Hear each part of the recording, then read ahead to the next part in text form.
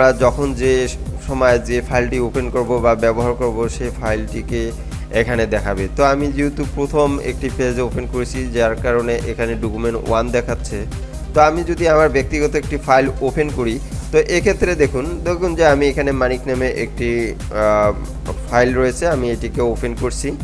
তো এটিকে যখন আমি ওপেন করে নিচ্ছি তো সেক্ষেত্রে আপনারা এবার ডকুমেন্ট 1-এর জায়গায় দেখতে পাচ্ছেন মানিক নামে এই লেখাটি রয়েছে। টাইটেল বারের নিচে কিছু লেখা রয়েছে যেমন file, edit, view, insert, format, tools, table, Windows, help.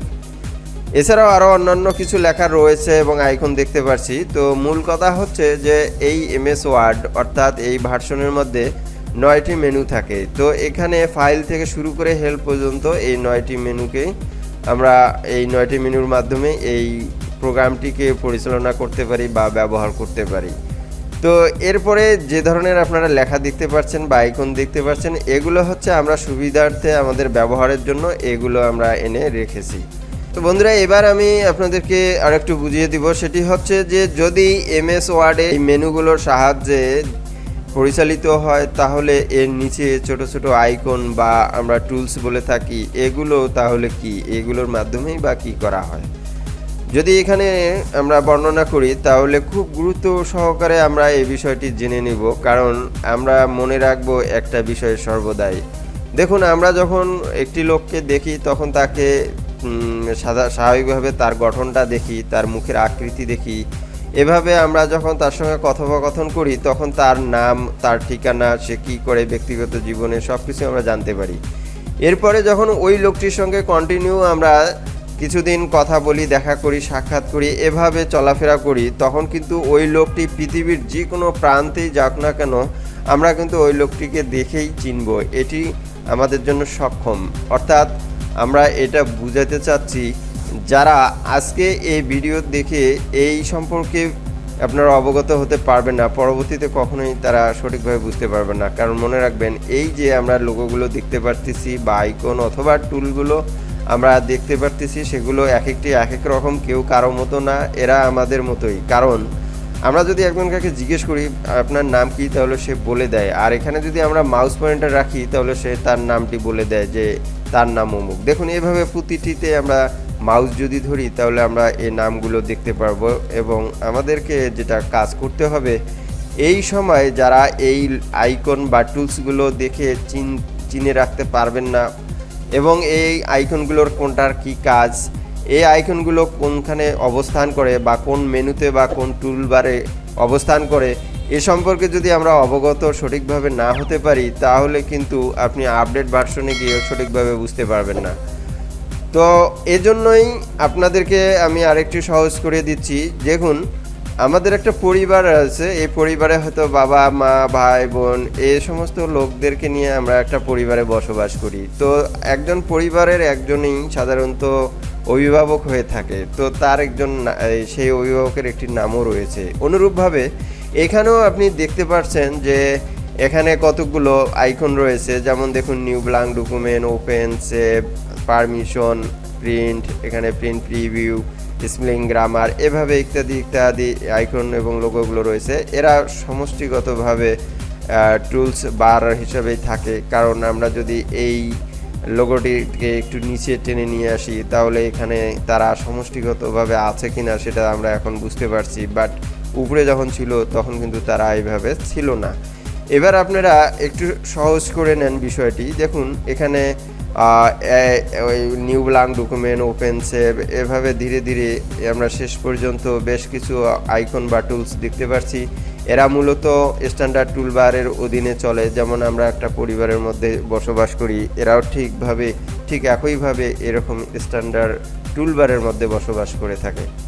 এরপরে আমি যদি আরেকটু ব্যাখ্যা দিই আপনাদেরকে তাহলে আপনারা দেখুন একইভাবে এখানে ফরম্যাটিং লেখা রয়েছে। আসলে এই ফরম্যাটিং এই সম্পূর্ণটি একটি টুলবার। এই টুলবারটির অধীনে যে সমস্ত টুলসগুলো বা আইকনগুলো আর রয়েছে এগুলো এখানে বসবাস করে। এই ইন্টারফেসে সাধারণত এই 3টি টুলবার থাকে, নিচে আরেকটি। তো এটাকে বলা হয় ড্রয়িং টুলবার। তো আপনারা একটু খেয়াল করলেই দেখতে পাচ্ছেন খুব সহজেই যে এখানে আলাদা আলাদাভাবে এই টুলসগুলো রয়েছে এবং এক এক টুলসের এক এক কাজ, এবং কিছু কিছু টুলস যে টুলসগুলো স্ট্যান্ডার্ড টুলবারের মধ্যে রয়েছে আমরা সেই টুলবারগুলোকে ভালোভাবে চিনে নিব, বুঝে নেব এবং এর কাজ কি সেটাও ভালোভাবে দেখে নেব। এভাবে আমরা এই টুলস বারগুলো পাবো। তো শুধুমাত্র এখানে 3টি টুলবার দেখতে পাচ্ছেন, তবে মনে রাখবেন যে এমএস ওয়ার্ডে এরকম 31টি টুলবার রয়েছে। তো অবাক হওয়ার কিছু নেই, কারণ আমরা ক্ষেত্র বিশেষে ছোট ছোট টুলস বারগুলোকে পেয়ে যাই। কিছু কিছু টুলস আছে অটোমেটিকভাবে তারা কাজের ক্ষেত্রে চলে আসে, আবার যখন কাজ শেষ হয় তখন অটোমেটিকভাবে তারা চলে যায়। এই টুলবারগুলো সম্পর্কে আমরা যদি ধীরে ধীরে অবগত হই তাহলে অবশ্যই আমরা এই প্রোগ্রামটিকে জানতে ও শিখতে পারবো খুব সহজেই। তো আমরা মূলত বুঝতে পারলাম যে এখানে 3টি টুলবার রয়েছে। আমরা যদি এই ব্লু বারটিতে ডাবল ক্লিক করি তাহলে যার যে স্থান সেই স্থানেই তারা প্রবেশ করবে। আমরা এবার জেনে নিব যে কোন টুলসের কাজ কি, আমরা এই টুলসগুলোর সাহায্যে কেনই বা কাজ করব। এই মেনুগুলো যদি আমাদের মেইন হয় তাহলে কেনই বা আমরা এই টুলস বারের সাহায্যে অথবা টুলসগুলোর সাহায্যে আমরা আমাদের ব্যক্তিগত কাজ করব। তো প্রথমে আমরা একটু খেয়াল করে রাখি, দেখুন এখানে নিউ ব্ল্যাঙ্ক ডকুমেন্ট রয়েছে। আমরা একটু ভালোভাবে চিনব যে নিউ ব্ল্যাঙ্ক ডকুমেন্ট, এই নিউ ব্ল্যাঙ্ক ডকুমেন্ট দেখতে কেমন আগে এটা আপনাকে মনে রাখতে হবে, কারণ এটি সাদা পাতার ন্যায়, এটা মাথায় রাখতে হবে। এর কাজ কি, এটি হচ্ছে নতুন কোনো পেজ ব্যবহার করা। তো আমরা যদি বলি এটি কোথায় অবস্থান, এটি সাধারণত আমরা দেখতে পাচ্ছি যে স্ট্যান্ডার্ড টুলবারের মধ্যে রয়েছে। তবে আমরা যদি আরেকটি প্রশ্ন করি যে এরা কি শুধু এই টুলস বারের মধ্যেই রয়েছে নাকি এই টুলসগুলো এই মেনু বারগুলোর অধীনে থাকে, তো মনে রাখবেন অবশ্যই এই টুলগুলো প্রতিটি মেনুর অধীনেই রয়েছে। আমরা জাস্ট একটু সহজভাবে ব্যবহার করার জন্য এই প্রোগ্রামটিতে টুলস বারগুলো ব্যবহার করে থাকি। টুলবারের সাহায্যে আমরা এমএস ওয়ার্ডের কোনো কাজ খুব দ্রুত করতে পারি। তো তারই উদাহরণ হিসেবে আমি আপনাদেরকে এবার দেখিয়ে দিচ্ছি। দেখুন আমি এখানে একটি লেখা টাইপ করলাম। তো এখানে এই লেখাটি লেখার পরে আমি যদি কখনো মনে করি একটি নতুন পেজ ব্যবহার করব, তাহলে এখানে নিউ ব্ল্যাঙ্ক ডকুমেন্টে ক্লিক দেওয়ার সঙ্গে সঙ্গে আমরা একটি নতুন পেজ পেয়ে যাব। এখন কথা হচ্ছে যে এই পেজটিতে নিলাম, বাট আমরা যদি আগের পেজটিতে ফিরে যেতে চাই তাহলে কি করব? মানে আমরা যে পেজটাতে বাংলা লিখলাম সেই বাংলা লেখার পেজটিকে আমরা আবারও ফিরে যাচ্ছি, তাহলে সেক্ষেত্রে আমরা ডান দিকে এখানে ক্লোজ উইন্ডোজ নামে একটি অপশন রয়েছে, আমরা এই ক্লোজ উইন্ডোজে ক্লিক দিব। তাহলে সঙ্গে সঙ্গে দেখতে পারবেন যে পূর্বে যে পেজটি আমরা ব্যবহার করছিলাম সেই পেজটি আমরা এখানে পেয়ে গেলাম। এটা হচ্ছে নিউ ব্ল্যাঙ্ক ডকুমেন্টের কাজ।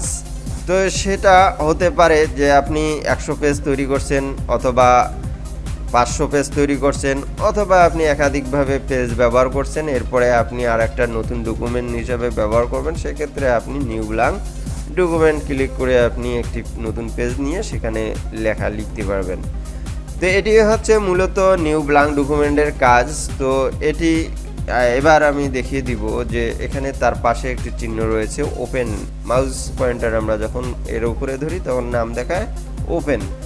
তো দেখুন এখানে ওপেনের কাজ কি, এখানে ওপেনের কাজটা হচ্ছে যে আমরা সংরক্ষিত ফাইলগুলো এই ওপেনের মাধ্যমে ব্যবহার করতে পারি।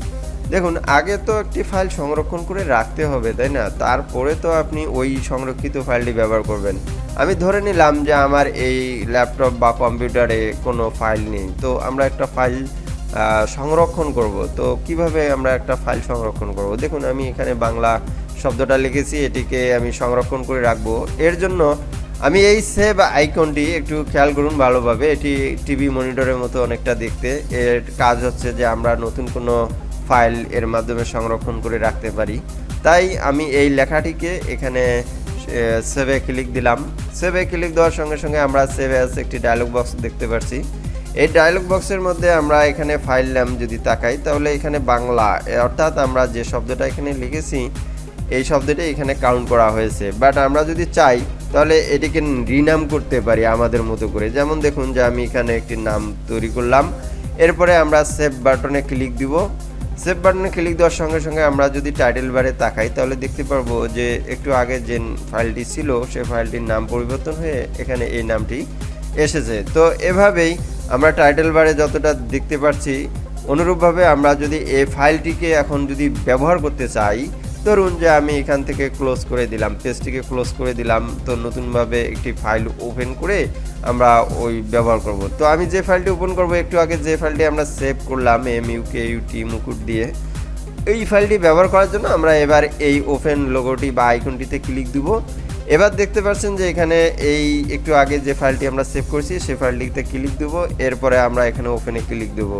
তাহলে আমরা পরিপূর্ণভাবে ওই ফাইলটি ওপেন করতে পারবো। তো আপনারা বিষয়টি অবশ্যই ক্লিয়ার, কিভাবে আমরা এখানে সেভ করলাম এবং সেভকৃত ফাইলটি কিভাবে ওপেনের মাধ্যমে ব্যবহার করলাম।